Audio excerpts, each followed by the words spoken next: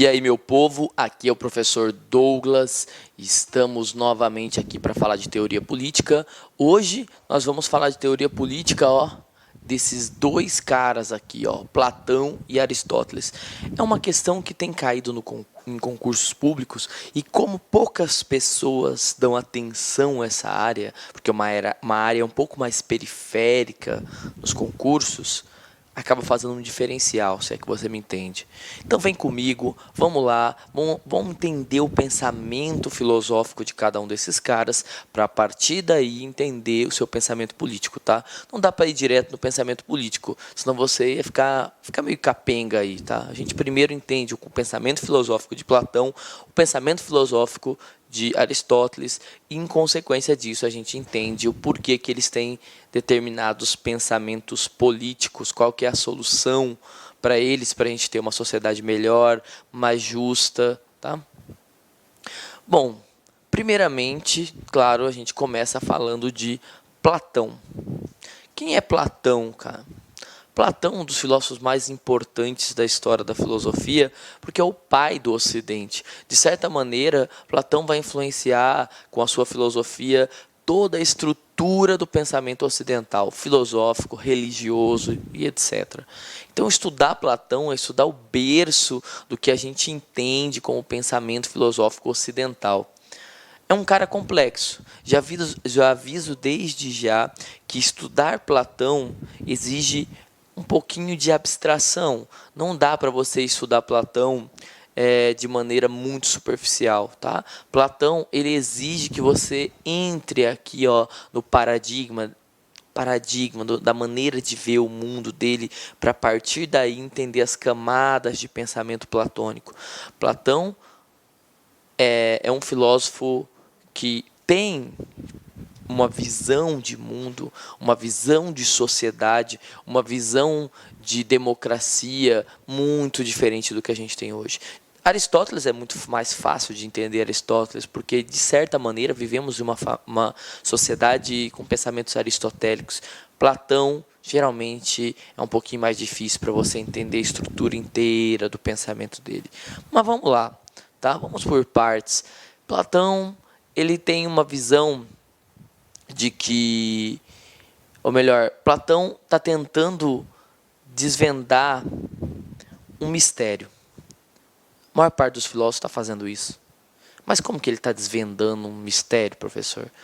Platão, ele está se deparando com uma coisa que eu tenho certeza que você, em algum momento, já se deparou na sua vida.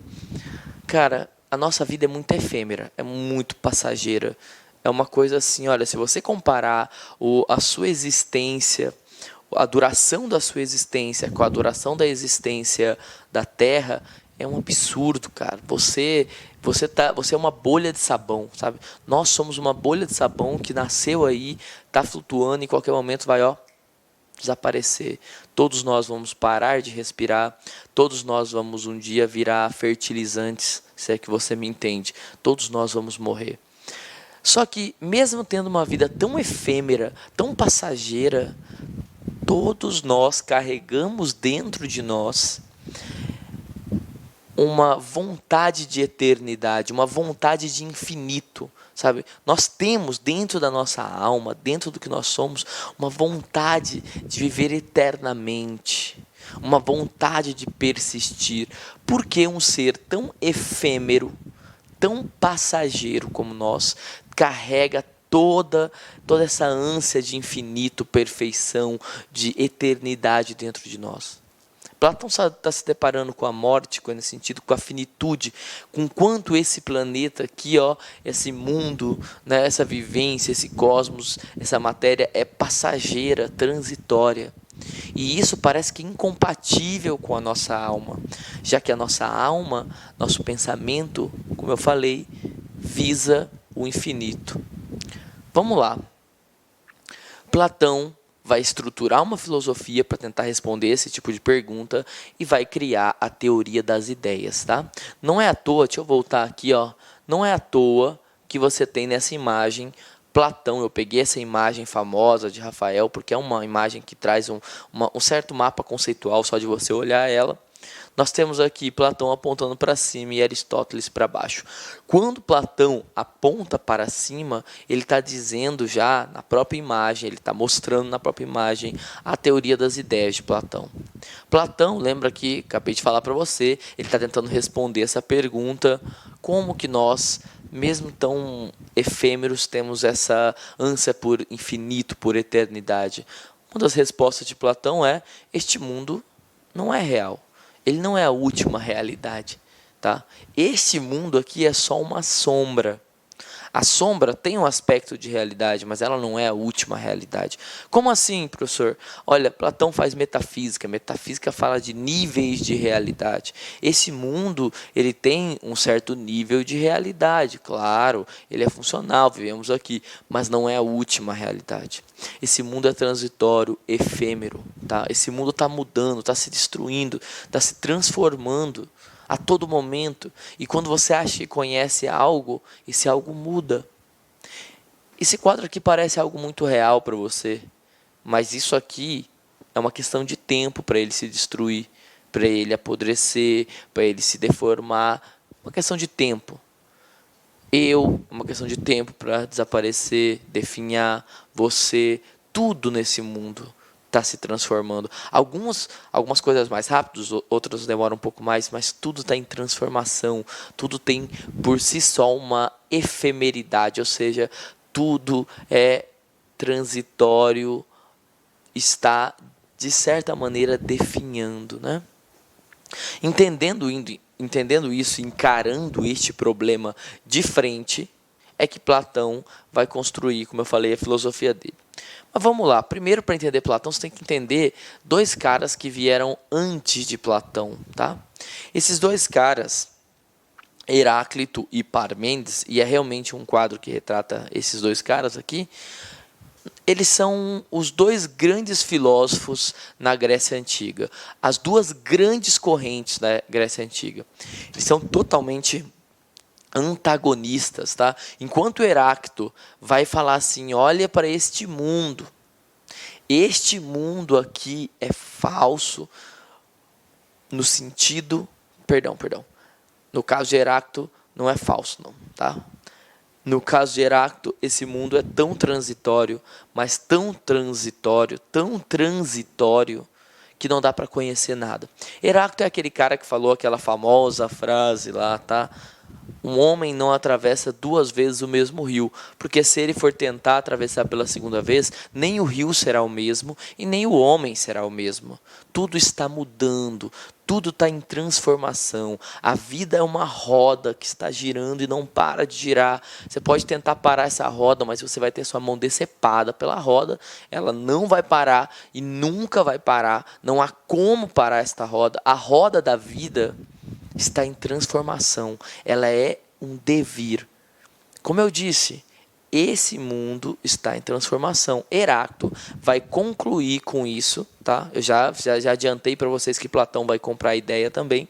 Vai concluir com isso que nada é permanente, tudo muda, logo não dá para conhecer este mundo. Quando você conhece uma coisa, essa coisa muda. Logo, esse mundo não dá para conhecer, dá para conhecer uma coisa só para Heráclito, que é a própria mudança. E como você pode ver aqui, nós temos Parmênides, um outro filósofo da época, que vai dizer que na verdade nada muda. Como assim nada muda? Para Parmênides, nada muda, tá? O que muda é a aparência, e nesse sentido Heráclito estaria fazendo uma filosofia falsa, uma filosofia de baixa qualidade, porque ele está muito preocupado com a aparência. Realmente, aparentemente este quadro muda, mas a essência das coisas não mudam. Essas duas filosofias totalmente opostas vão ser a base para Platão criar a teoria das ideias. A teoria das ideias de Platão vai vir e criar um dualismo, mas ao mesmo tempo vai unir esses dois caras. Um totalmente diferente de outro, parece que são incompatíveis, mas Platão vai dizer que Heráclito estava falando do mundo físico e Parmênides estava falando de outra coisa, da essência do que está aqui. Ou seja, Parmênides estava falando do mundo das ideias. É só uma base para você entender que Platão tirou desses dois caras a ideia dele, tá? O mundo é transitório, mas tem algo por trás desse mundo. Antes da gente adiantar mais aqui, vamos falar um pouquinho da história de Platão. Antes da gente entrar aqui, ó, nos conteúdos que a gente vai analisar de Platão, vamos falar um pouquinho da história de vida de Platão. Quem é Platão, cara? Bom, Platão é um filósofo grego importantíssimo. Há várias curiosidades sobre Platão, né? Primeiro, a ideia de que o nome dele não é Platão, o nome dele é Aristides. Na verdade, Platão seria um apelido que foi dado a ele porque ele era grande. Isso mesmo, cara. O nome Platão significa grande, de ombros largos, tá? De costas largas. Logo, Platão seria um monstro aí, ó. Platão seria um cara bombado, um cara forte, um atleta, recebeu esse apelido e manteve esse apelido. Era um aristocrata, era uma pessoa com bens da época, né? Uma pessoa rica, vamos dizer, da época. Teve as melhores educações, assim, os melhores professores que se podia ter ali na época. Com pouca idade ele já escrevia, com 16, 17 anos ele já escrevia, se diz que ele escrevia algumas obras de teatro, tinha uma profunda educação erudita, serviu o exército, como eu falei, foi atleta das Olimpíadas, estava tudo certo com a vida de Platão, né? Mas ele vai conhecer esse cara aqui, ó. Platão vai conhecer Sócrates, cara. Sócrates, que hoje é dito como um dos maiores filósofos de todos os tempos, nessa época aqui, ó, Sócrates era só um vagabundo da praça, tá? Sócrates era o cara que ficava na praça ensinando as pessoas a pensar por si só, ensinando as pessoas que elas devem buscar a verdade.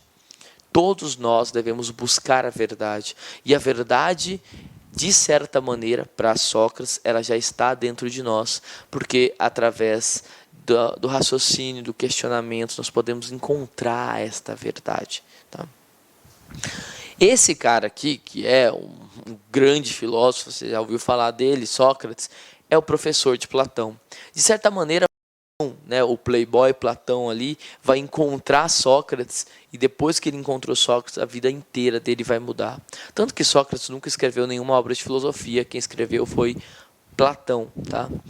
Platão vai escrever as obras de filosofia de Sócrates, vai contar a história de Sócrates, ser influenciado por Sócrates, e a partir do momento que ele conheceu Sócrates, ele larga a filosofia e se detém especificamente a estudar, ele larga os outros estudos, tá? A medicina, o que seja, e se detém especificamente a estudar filosofia, tá? Vai se dedicar a vida inteira a isso. Só que, não sei se você conhece a história, Platão esteve ali do lado do seu mestre Sócrates, até o dia que Sócrates vai ser condenado, julgado e morto pelos gregos, pela democracia da época, num tribunal público. Por que ele fez isso? Porque Sócrates vai ser acusado de 3 crimes aí, né? O primeiro seria desvirtuar a juventude, já que Sócrates está fazendo com que cada um pense por si mesmo através do seu método. Segundo crime de Sócrates, ele teria menosprezado as autoridades, e a gente pode ainda falar de um terceiro crime. Acusaram Sócrates de ser ateu. Ele não era ateu, mas ele desconfiava da estrutura da religião da época. Sócrates vai ser injustamente julgado, condenado e morto. Isso vai mexer muito com Platão, tá? Platão, depois da morte do seu mestre, ele vai dizer: imagine o homem mais honesto que eu conheci, mais nobre, foi condenado injustamente. Platão vai sair da Grécia, vai viajar um pouco por aí, tá? Vai tentar, de certa maneira, convencer algumas pessoas próximas de que a democracia não é o melhor sistema político, até porque para ele a democracia matou Sócrates. Né? A democracia matou o mestre dele injustamente, de certa maneira, já que era um tribunal democrático. Platão se afasta então da Grécia. Quando ele volta, ele insiste em tentar colocar novas ideias políticas, até que Platão vai ter um confronto com os políticos da época, vai chegar até a ser sequestrado e sequestrado e vendido como escravo em outro país, tá? E depois resgatado novamente. Platão então se afasta do mundo político e aí sim Platão vai abrir a sua academia. A academia de Platão é, de certa maneira, a primeira grande universidade a primeira grande protótipo de universidade que a gente tem notícias, né? É nessa academia de Platão que vai, depois de estudar Aristóteles, e vão nascer os primeiros grandes escritos de filosofia, as primeiras grandes reflexões filosóficas em torno do cosmos, do mundo das ideias. É aqui que ele vai realmente estruturar a filosofia dele. É muito importante a Academia de Platão para a gente entender como a filosofia saiu da praça lá, uma coisa de certa maneira assim, ó, periférica ali na cidade de Atenas, nas cidades gregas, e vai tomar um lugar de destaque com a Academia de Platão. O interessante é você perceber que Platão, ao criar a sua academia e desenvolver seu pensamento filosófico, ele vai pegar as mesmas ideias do mestre dele, Sócrates, a ideia de que nós temos que entender que cada homem tem que pensar por si só e fazer nascer, é um processo chamado maiêutica, tá? Fazer nascer o parto do conhecimento. Platão vai pegar essas ideias e dizer realmente, o conhecimento já está dentro de nós. Mas espera aí, está tudo dentro de nós. Platão é um Sócrates exagerado, tá? Ele vai dizer, não, está tudo dentro de nós, o conhecimento já está na nossa alma. Entendendo isso aqui, nós podemos começar a falar já das teorias das ideias de Platão. Começar a falar do cerne da nossa aula, que é como Platão vai, de certa maneira, dizer que este mundo aqui é falso, né? Um simulacro, uma sombra. Para você entender Platão, você tem que entender coisas como pensava um grego na época. Um grego pensava por arquétipos. Como assim arquétipos? A palavra arquétipos vem, em português, né, arquétipo, vem da palavra grega arqué, significa modelo universal, princípio universal. No caso, arquétipo seria um modelo, uma ideia, uma coisa que você já carrega dentro de você. Se você vai fazer consulta com um psicólogo, por exemplo, que trabalha com arquétipos, ele vai dizer para você, imagine que você vai num psicólogo dizendo, doutor, eu estou com muito medo, estou com pânico. Um psicólogo que trabalha com arquétipos, ele vai dizer para você assim, não, tranquilo, vamos despertar o guerreiro, a guerreira que há dentro de você. Você vê que ele está usando uma coisa que você já tem dentro de você, um modelo de guerreiro, de guerreira que você já carrega dentro de você. Arquétipo é por aí, tá? São modelos universais. E aí você tem que perceber que os deuses gregos todos são arquétipos.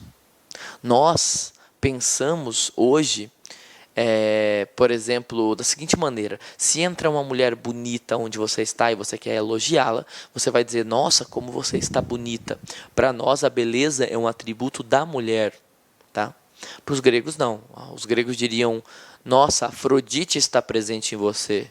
Estranho, né? Mas por que Afrodite está presente em você?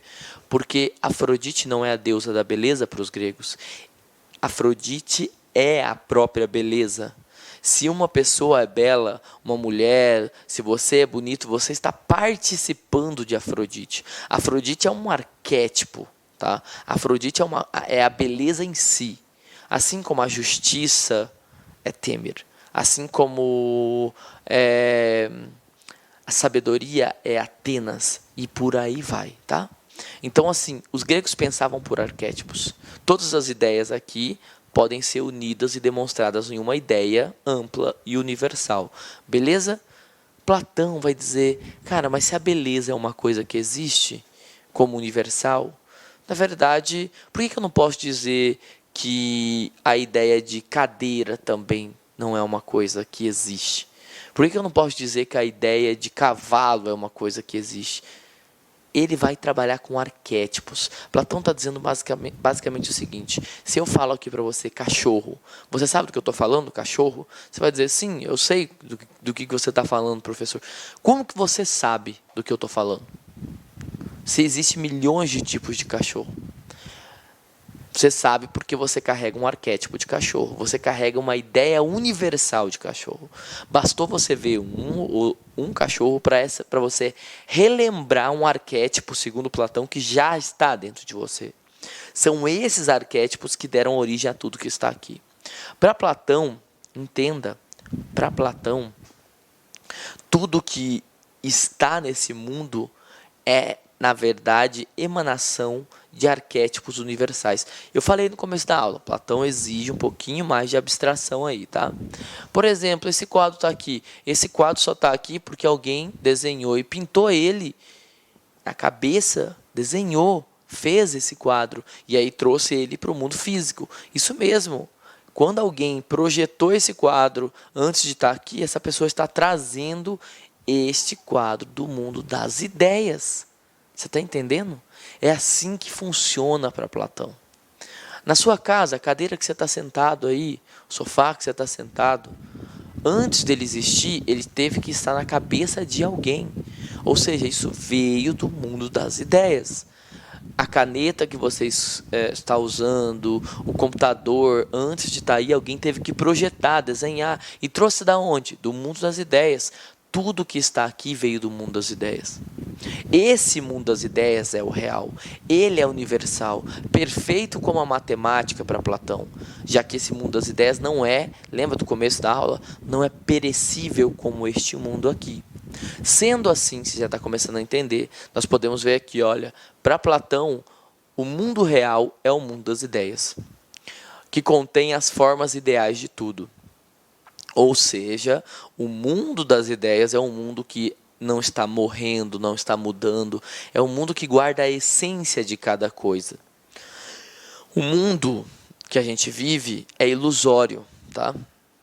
Porque o mundo dos sentidos que a gente vê aqui são só cópias do mundo verdadeiro. Este mundo aqui, como eu falei, é uma sombra. Ele não é o mundo verdadeiro. Platão vai concluir, então, que os sentidos enganam, cara. Os nossos sentidos enganam. A todo momento, nossos sentidos enganam. Quantas vezes os seus sentidos já te enganaram? Se você olhar para o céu agora, vai ver o Sol. Parece que o Sol é muito menor que a Terra, mas o Sol é maior que a Terra. Mas os sentidos enganam. Quem nunca passou pela experiência de acordar no meio da noite, passar pelo corredor da sua casa, para ir no banheiro, alguma coisa assim, olhar para a sala da sua casa com meia luz assim, parecer que tem alguém lá. E aí você vai e liga a luz, não tem ninguém, na verdade era só uma jaqueta pendurada. Os sentidos te enganam, os sentidos não são confiáveis para Platão.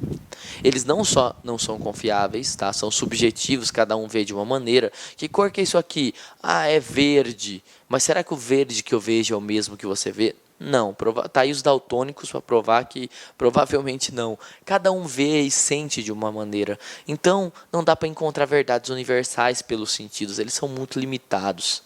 Além disso, os sentidos ainda lidam com uma coisa totalmente efêmera, que é este mundo. Os sentidos, de certa maneira, nos colocam frente a este mundo que é transitório, beleza? Não é um mundo verdadeiro. Logo, os sentidos não são fonte de conhecimento para Platão.